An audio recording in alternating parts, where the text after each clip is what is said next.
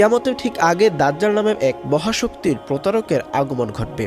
সে তার মায়াবী জাদু আর মিথ্যা দিয়ে পৃথিবীর অধিকাংশ মানুষকে পথভ্রষ্ট করবে। সে নিজেকে শুধু সৃষ্টিকর্তা বলেই দাবি করবে না, বরং মানুষের চোখের সামনে এমন সব অলৌকিক কাণ্ড ঘটাবে যে অনেকেই তাকে ঈশ্বর বলে মেনে নিতে শুরু করবে। দাজ্জালের একটি চোখ থাকবে কানা। সে অহংকারের সাথে ঘোষণা করবে, আমি এই মহাবিশ্বের অধিপতি, আমার ইশারায় এই পৃথিবী সৃষ্টি হয়েছে, আর আমার আদেশে সূর্য উঠে এবং অস্ত যায়। এই দাজ্জাল ঝড়ের গতিতে সারা বিশ্বে বিচরণ করবে, কিন্তু যখন মুসলমানদের পবিত্র নগরী মক্কায় প্রবেশের চেষ্টা করবে তখন ব্যর্থ হবে। একইভাবে মহানবীর শহর মদিনাতেও সে প্রবেশ করতে পারবে না। অবশেষে সে সিরিয়ার দামেস্ক শহরে পৌঁছাবে, যেখানে তখন ইমাম মাহদী অবস্থান করবেন। দাজ্জালের আগমনের প্রায় সাথে সাথেই হযরত ঈসা আলাইহিস সালাম আকাশ থেকে নেমে আসবেন এবং ইমাম মাহদীর পেছনে ফজরের নামাজ আদায় করবেন।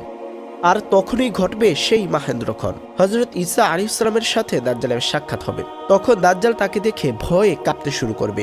ঈসা আলাইহিস সালামকে দেখা মাত্রই দাজ্জালের শরীর এমনভাবে গলতে শুরু করবে যেমন লবণ পানিতে গলে যায়। সে প্রাণ ভয়ে পালাতে চেষ্টা করবে, কিন্তু হযরত ঈসা আলাইহিস সালাম তাকে ধাওয়া করে বর্তমান ইসরায়েলের লুদ নামের একটি জায়গায় ধরে ফেলবেন।